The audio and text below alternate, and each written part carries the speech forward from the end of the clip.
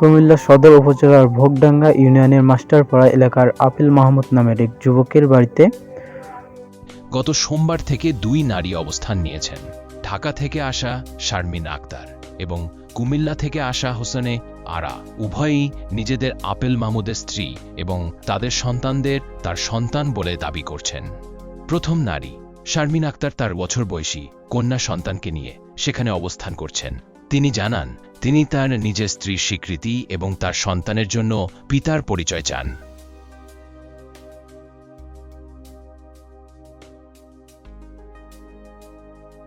আমরা দুজনে 2013 সালে বিয়ে করি। 2013 সালে বিয়ে করার পর 2016 সালের আগস্টে আমি বাচ্চা নিয়ে এখানে আসি। আমার বাচ্চা হওয়ার পর ওই আমার বান্ধবীর বিয়ে করে নিয়ে আসি। আমি শোনার পর এখানে আসি। আসার পর এখানে বাড়িতে ঢোকার পর ওর বাবা, ওর মা, বোন, ওর বউ সবাই আমার মারামারি করে বাড়ি থেকে বের করে দেয়। তারপর এখানকার মেম্বারের বাড়ি গেছিলাম, হোসেন মেম্বারের বাড়ি।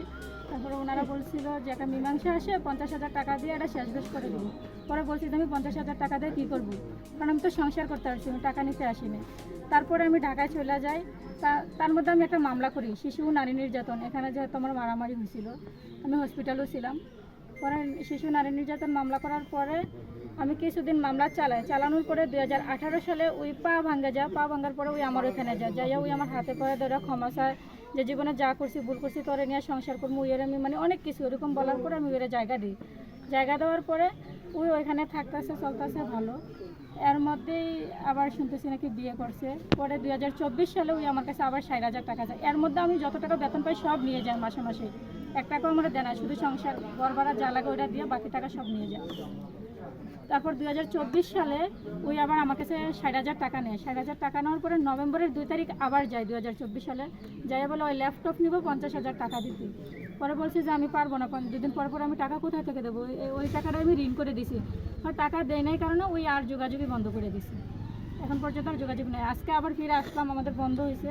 বন্ধের পর আজকেও সেম 2016 সালে যেমন মারামারি করছে, আজকেও সেমভাবে মারামারি করে ডাকাডাকি করে বাড়ি থেকে তারা সবাই দেখছে, যারা ছিল বাড়ি থেকে বের করে দিছে। এখন আমরা এই জায়গায় আসছি, আমরা মেয়ে এবং আমার অধিকার নিয়ে আমি আসছি। আমি সংসার করতেছি, এবং মেয়ের বাবা তার বাবার দায়িত্ব পালন করবে না, আমি মেয়ে নিয়ে কোথায় যাবো যদি তারা না চায়। এখন আমরা একটা সুষ্ঠু বিচার চাই, আপনারা ওইটাই করেন। দ্বিতীয় নারী হোসনে আরা তার 22 মাস পুত্র সন্তানকে নিয়ে এসেছেন। তিনি অভিযোগ করেন যে সেখানে তাকে আঘাত করার চেষ্টা করা হয়েছে। তিনিও তার সন্তানের পিতার স্বীকৃতির দাবিতে অটল এবং এই স্বীকৃতি না পাওয়া পর্যন্ত সেখান থেকে যাবেন না বলে জানিয়েছেন। আমি আসছি আমার স্বামীর বাড়িতে, স্বামীর কাছে আসছি। আমার বিয়ে হয়েছে রংপুর ঠিকানা দিয়ে আমার বিয়ে করছে, আইডি কার্ড বুয়া করছে, সব জালিয়াতি আমার সাথে করা হয়েছে। ওই সব কিছু জালিয়াতি করছে। এমনকি আমার অক্টোবর মাসের 27 তারিখে বাবু হওয়ার ডেট দিছে, 19 তারিখ হয় আইসা পড়ছে আমার ফালাইতে। আমার খালার বাসায় বলছে তুমি আজকে থাকো, আমি আস্তে আস্তে রাত হয়ে যাবে। এই কথা বললে আমার খালার বাসা দিয়া ওই ঘরের ভিতরে আইসা সম্পূর্ণ সব কিছু নিয়ে গেছে।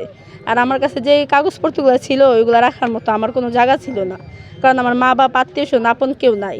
এই জন্য আমার এগুলো আমি ট্রেঙ্গের ভিতরে রাইখা দিচ্ছি। আমার খালার বাসা আমার রাইখা সে সম্পূর্ণ সব কিছু নিয়ে চলে আইছে। তারপরে তার সাথে আর কথা হয় নাই, তার ফোন বন্ধ করে দিছে। বন্ধ করে দেওয়ার পরে এত ফোন দিতেছি, যোগাযোগ করার চেষ্টা করতেছি, তার সাথে কোনো যোগাযোগ হয় নাই। বাবু হওয়ার পরে 3 দিনের বাবুলে আমেরিকা থেকে গেছি রংপুরে, যেখানে ঠিকানা দিয়ে বিয়ে করছে। ওই ঠিকানা মতো গেছি, গিয়ে 20 দিন ছিলাম। 20 দিন থাকার পরে ওইখানে তারা সবাই খোঁজাখুঁজি করছে, মেম্বার চেয়ারম্যান সবাই, কিন্তু আরে পাই নাই, অনেক খুঁজেও পাই নাই। 20 দিন আমি ওইখানেই ছিলাম। আবার আমি ঢাকাতে গেছি। ঢাকাতে যাওয়ার পরে এই আমি 20 দিনের বাচ্চা নিয়ে পরের বাড়িতে কাজ করা শুরু করছি। অনেক কষ্ট করে একটা মানুষ রাখছি, 2,000 টাকা দিতে হয়। আমি গরিব মানুষ, বাসা বাড়িতে কাজ করে ঘর ভাড়াও দিই, নিজের সংসারও চালাই। তারপর আবার বাচ্চার খরচ টরচ মিলায় অনেক মানে বাসা বাড়িতে কাজ করে যতটুকু কষ্ট করে পারি অতটুকু করতেছি। করার পরে আল্লাহরই রহমত এমনি মানে ওদের বাড়ির মানুষের সাথে একটু পরিচয় হয়েছে। আমি একটা ফোন কিনছিলাম, ওই ফোনে আমি একটা ফেসবুক চালু করছি। ওই ফেসবুকে যখন ওর ছবি দিছি তখন ওর ফ্যামিলি মানে বাড়ির আশেপাশের মানুষের সাথে পরিচয় হয়েছে। হওয়ার পরে তারপরে জিজ্ঞাসা করছে এটা কে, ওই ছেলেটার সাথে আপনার ছবি আর এই বাচ্চাটা কে। তখন আমি ওর তাদেরকে সব কিছু বলি। বলার পরে তারা বলে যে আপনি কি ঠিকানা চিনেন না? আমি কই না, আমরা একটু ঠিকানাটা দেন, আমি ওর বাড়িতে যাইতে চাই। কয় কি আপনার ঠিকানা দিয়ে বিয়ে করে নাই? না, ও আমার সব কিছু জালিয়াতিভাবে বিয়ে করছে, ওই আমার মেন ঠিকানা দেয় নাই। আর যাও যেটা করছে সেটা আবার সাথে করে নিয়ে আসা পড়ছে, আমার ওইখানে কোনো প্রমাণ রেখে আসে নাই। ওর নিজের কাজই, ওই আমার পরিচিত কোনো কাজই দিয়ে আমার বিয়ে করে নেয়, ওর নিজের কাজই দিয়ে আমার বিয়ে করছে। ও আগে থেকে জানতো আমার সাথে এরকম কিছু করবে। তো আমি বাচ্চাটা নিতে চাইনি, অনেক জোর জবরদস্তি করছে যে বাচ্চা নাস না কেন, আমার বাড়িতে যাবি না নাকি, এটা সেটা বলে বাচ্চাটা নেওয়া হয়েছে আমার জোর করে, আমি বাচ্চা নিতে চাইনি। তো এরকম একটা পরিস্থিতিতে আমার ফালাই থুয়ে আসছে। আসার পরে ওর মানে আশেপাশের মানুষের থেকে খবর পাইছি যে এখানে থাকে, কুড়িগ্রাম থাকে, অনেক কিছু কইরা আইসা মানে খবর টবর পাই যে এখানে আসলাম। আসার পরে ওদের বাড়িতে ঢুকছি, ভালো করে আইসা ঢুকলাম। ওর বউ একটা বড়ি নিয়ে বাইরেছে, ওর বাপে একটা লাড়ি নিয়ে বাইরেছে। বাড়ানোর পর 2-3টা কোপ ছেড়া দিছে, কিন্তু কোপগুলো আমার শরীরে লাগে নাই। অনেক বকাবিকু করছে, মারধর করছে।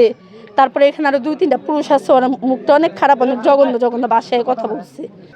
এখন আমি চাই আমার স্বামীর সংসার করতে, যেহেতু আমার একটা বাচ্চা আছে, আমি সংসার করব।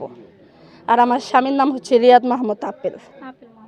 ভোগডাঙ্গা ইউনিয়ন পরিষদের চেয়ারম্যান সাইদুর রহমান জানান যে তিনি বিষয়টি সম্পর্কে শুনেছেন, তবে এখনও এর সত্যতা পুরোপুরি যাচাই করা হয়নি। ইউনিয়ন পরিষদের পক্ষ থেকে পুরো বিষয়টি খতিয়ে দেখা হচ্ছে। আসলে আমার ইউনিয়নে যে কুমিল্লা থেকে মেয়েটি আসছে, ওর কথাও আমি শুনছি, কিন্তু আসলে তারা যদিও একাধিক বিবাহ